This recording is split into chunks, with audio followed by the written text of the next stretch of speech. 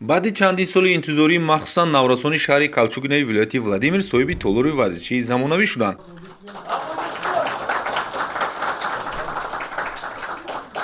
дар бунёду аз навсозии ин толори кушоду барҳаво саҳми раиси ҷамъияти тоҷикони Калчугина Шараф Бачабеков зиёд буда, дар анҷоми ин амали нек ӯро дӯстону ҳамватанони муқим кӯмак намуданд.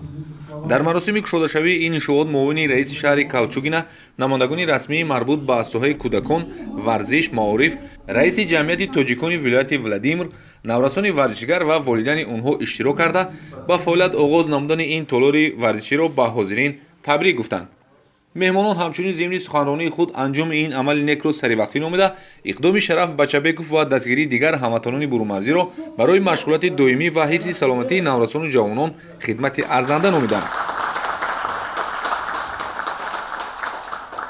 Меня зовут Кобишев Константин Вячеславович, являюсь руководителем муниципального бюджетного учреждения «Кальчугспорт». Вы знаете, это действительно событие для города на сегодняшний момент, даже не только, наверное, для города, а в рамках области.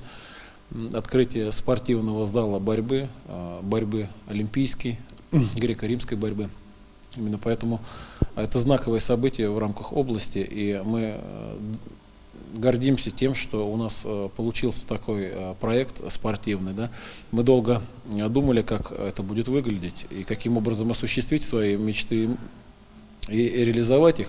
Но вот с помощью, наверное, людей, которые смогли вложить душу в этот проект. Помощь диаспора, таджикская диаспора в городе Кальчугино, именно эти ребята вложили именно душу, руки, вот для того, чтобы старый зал засверкал новыми красками.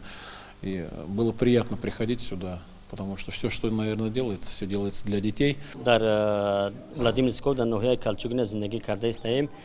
Мо ҳамин толори варзишӣ барои тоҷиконе ки дар ҳаминҷа уже муқимӣ зиндагӣ карда истану уже аз солҳои 2004-2005 омадан дар ҳаминҷа зиндагонӣ карда истанд. Як толори варзишӣ кушодем ки ҳамун кӯдакҳои мо, ҳамун ҷавонои мо, ҳамун наврасое ки дар ҳаминҷа зиндагӣ ба сар бурда истанд, машқу тамрин кунанд.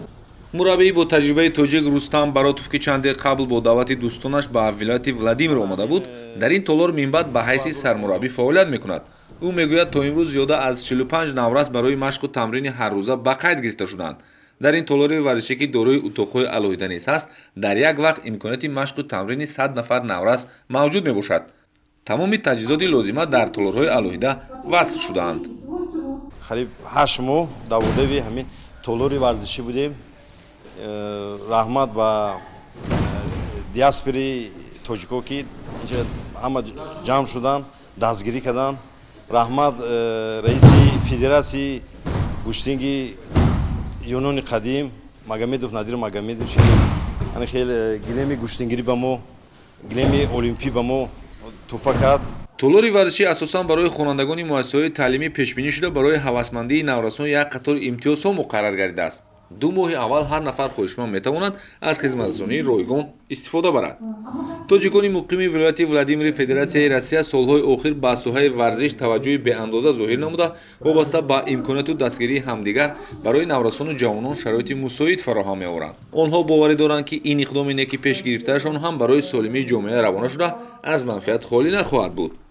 Абубакр Шарифӣ, Ҳабибуллои Хушвақт, вилояти Владимир, ҷаҳоннамо.